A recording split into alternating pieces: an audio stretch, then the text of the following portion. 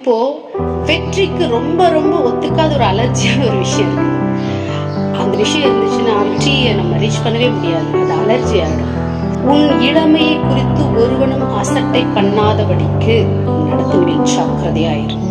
நீங்க பலவீனத்தால செய்யற தவறுக்கு உடந்தையா இருக்கிறவர்கள் உங்களுடைய பலவீனத்தை குறித்து, உங்க தவறை குறித்து மற்றவங்கள்ட்ட சொல்லிடுவாங்கன்ற பயத்துல நீங்க அவங்களுக்கு அடிமையாயிருவீங்க. அப்போ இவர்களுக்கும் தெரியும் இவங்களும் யார்கிட்டயா போய் சொல்லிடுவாங்கன்ற பயத்திலேயே உங்களால சக்சஸ் போய் ரீச் ஆகவே முடியாது.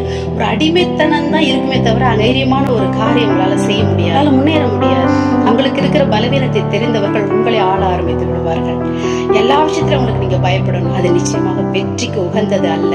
உங்களை பார்க்கும் போதெல்லாம் ஒரு அசட்டையா பார்ப்பாங்க. நீ யாருன்னு எனக்கு தெரியாதா, உன் பலவீனம் என்னன்னு தெரியாதா, நீ எவ்வளவு தப்பு பண்ண தெரியாது, இங்க வந்து நடிக்கிற, சும்மா இங்க வந்து பேசுற, இங்க வந்து எல்லாரும் ஏமாத்துற, உன் பர்சனல் எனக்கு தெரியும் பார்க்கும் போதே உங்களுக்கு தலைகுனிய வேண்டியதா போய்விடும். ஐயோ இவங்களுக்கு நம்மளை பத்தி எல்லாம் தெரியுமே அப்படின்னு சொல்லி உங்க மேல இருக்கிற மரியாதை போயிடும். உங்க தொழில் மீது, செய்கிற வேலையின் மீது, வேலை நீங்க லீடரா இருக்கலாம், ஒரு பெரிய லீடர்ஷிப்ல இருக்கலாம், பெரிய நிறுவனத்துடைய எம்டியா இருக்கலாம், இல்ல ஒரு பெரிய ஊழியக்காரராக சபை வைத்து நடத்துகிறவராக இருக்கலாம், இல்ல குடும்பத்தின் தலைவராக இருக்கலாம், யாரோ.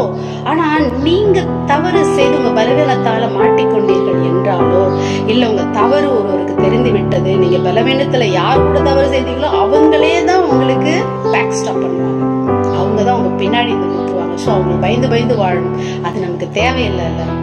சரி, இன்னையிலிருந்து நம்ம வெற்றிக்கு அலர்ஜியா இருக்கிற அந்த பலவீனமான பாவத்தை எப்படி மேற்கொள்ளலாம் அப்படின்னு சொல்லிட்டு தேவாதி தேவனிடத்துல கேட்போம். எனக்கு தெரிஞ்சு நம்ம எவ்வளவு செல்ஃப் கண்ட்ரோலா இருந்தாலும் இருக்க முடியாது. அதுக்கு ஃபாஸ்டிங் இருந்தாச்சு, பயிற்சி எடுத்தாச்சு, தியானம் பண்ணியாச்சு, மெடிடேஷன் புக்ஸ் படிச்சாச்சு, எல்லா ட்ரைனிங்கும் பார்த்தாச்சு.